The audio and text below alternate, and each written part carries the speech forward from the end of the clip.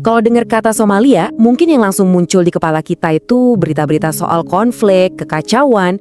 Tapi di balik semua headline itu, ada sebuah cerita yang jauh lebih dalam.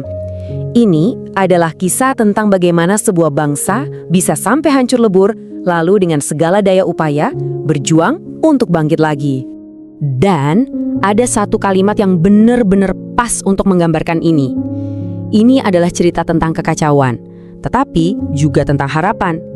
Dua hal ini, kekacauan dan harapan, seperti dua sisi mata uang yang gak bisa dipisahkan dalam kisah Somalia.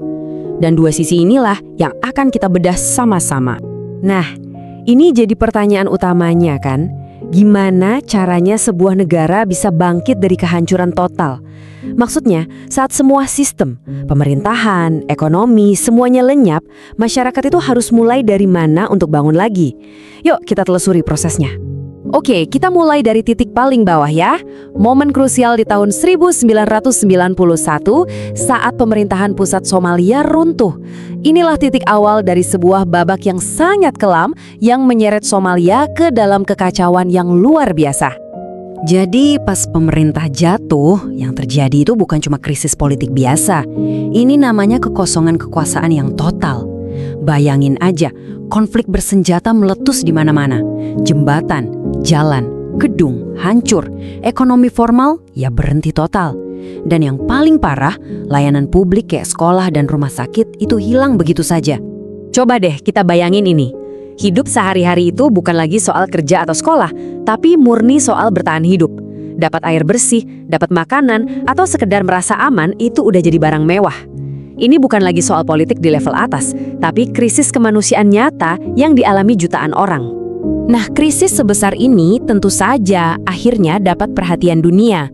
Dan kita masuk ke babak berikutnya, bagaimana komunitas internasional mencoba untuk turun tangan. Sebuah upaya yang, ya, niatnya baik, tapi diwarnai banyak sekali kesulitan. Di masa-masa inilah, dunia mulai melabeli Somalia sebagai negara gagal atau failed state. Apa sih artinya? Gampangnya gini, negara itu dianggap sudah nggak bisa lagi menjalankan fungsi paling dasarnya. Nggak bisa melindungi warganya, nggak bisa menyediakan layanan publik. Sebuah label yang sayangnya menempel sangat lama.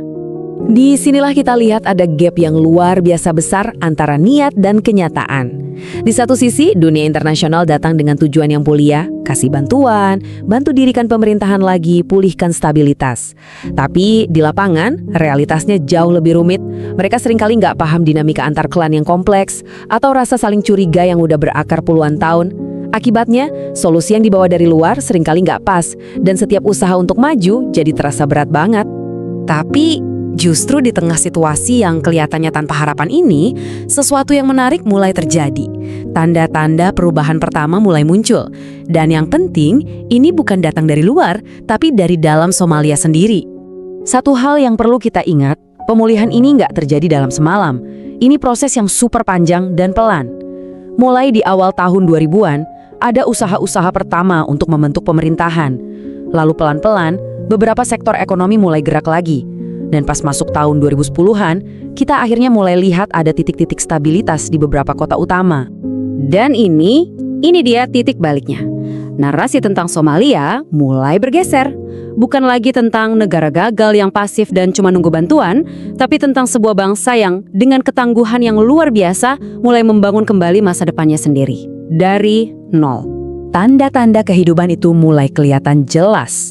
Pelabuhan-pelabuhan mulai sibuk lagi, ada investasi asing yang mulai berani masuk, pusat-pusat kota mulai dibangun ulang.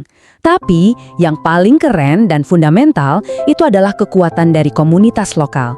Contohnya, sistem pengiriman uang informal yang namanya hawala itu jadi penyelamat ekonomi. Terus, para tetua klan turun tangan jadi hakim saat pengadilan gak ada. Merekalah tulang punggung masyarakat yang sesungguhnya. Ini semua membawa kita ke kondisi sekarang, di mana Somalia itu ada di persimpangan jalan. Perjalanan pemulihannya masih panjang dan tantangan besar masih ada. Tapi di saat yang sama, harapan baru juga terus tumbuh. Tentu kita harus realistis juga. Jalan ke depan itu masih terjal banget. Keamanan masih jadi isu nomor 1, konflik belum benar-benar padam di semua wilayah. Dan PR raksasa untuk membangun lagi infrastruktur, sekolah dan rumah sakit itu masih menanti. Perjalanan ini masih jauh dari kata selesai. Dan situasi ini dirangkum dengan sangat pas oleh kutipan ini.